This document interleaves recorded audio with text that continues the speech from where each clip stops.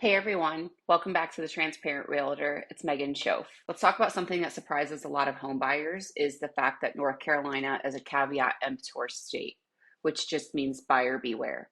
So what does that actually mean for buyers when it comes to inspections and repair negotiations?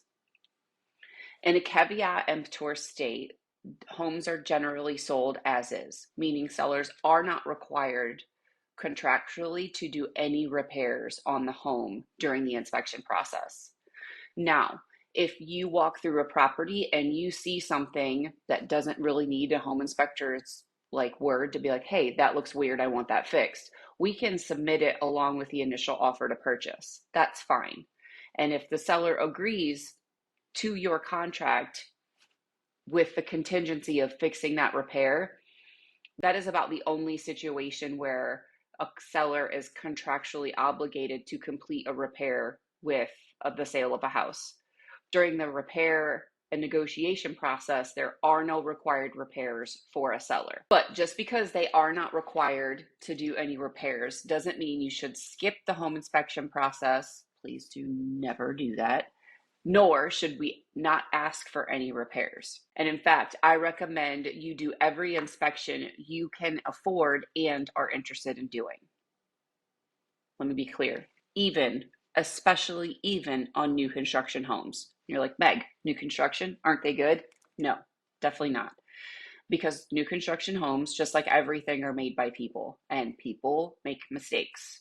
For example, my most recent buyer who bought new construction, the kitchen sink was double plumbed cold.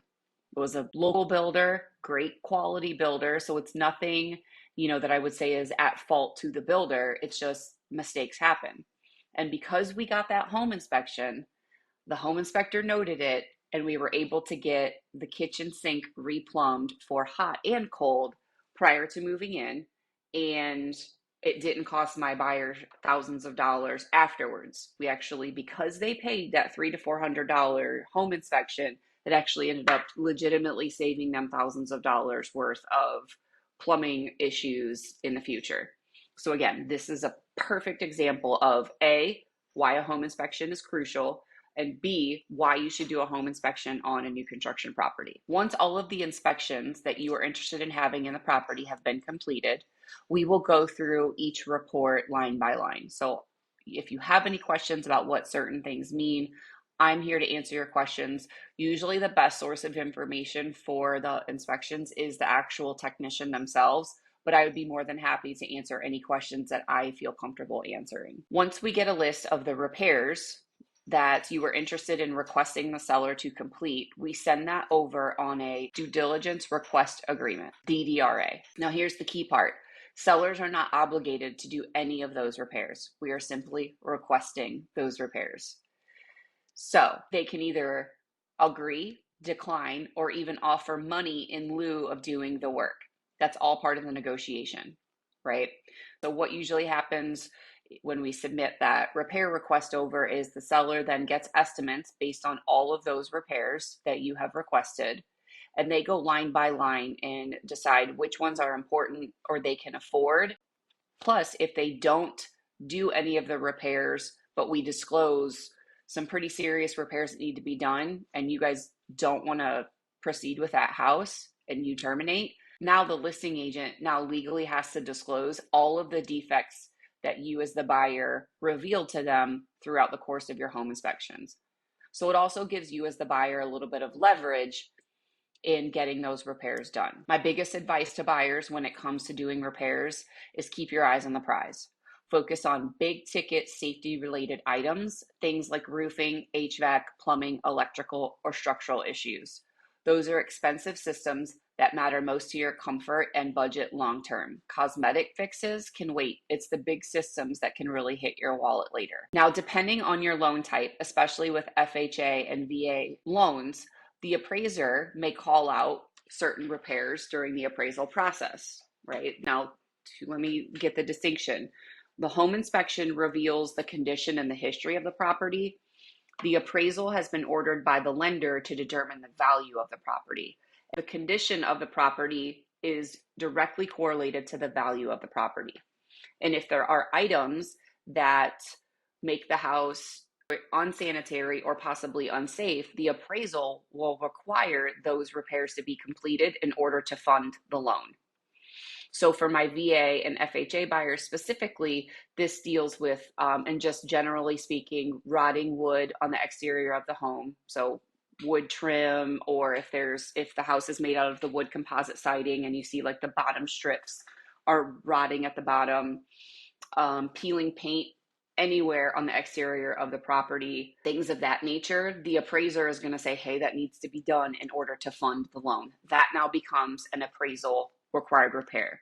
Now, technically, because it is a contingency of the buyer's loan, the buyer would at the very end of the day be financially responsible to do those repairs.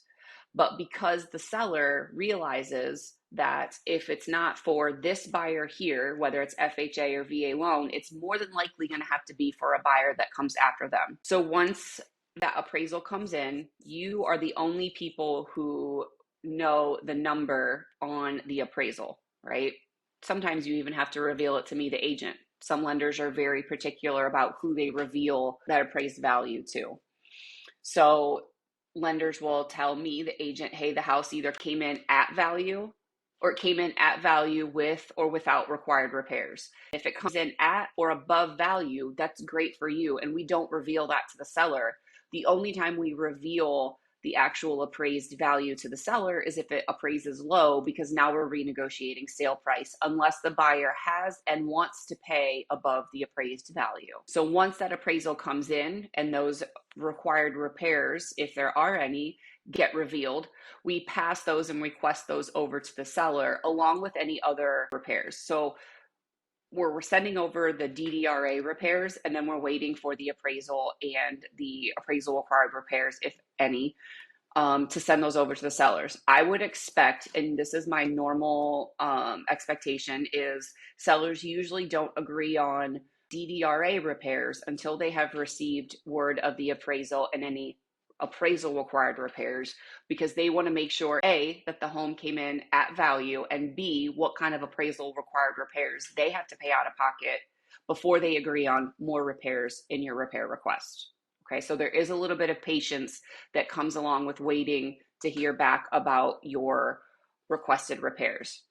And there's a couple of other things I want to add in here. Buyers, we don't know the seller's situation. We don't know what they're using their equity for.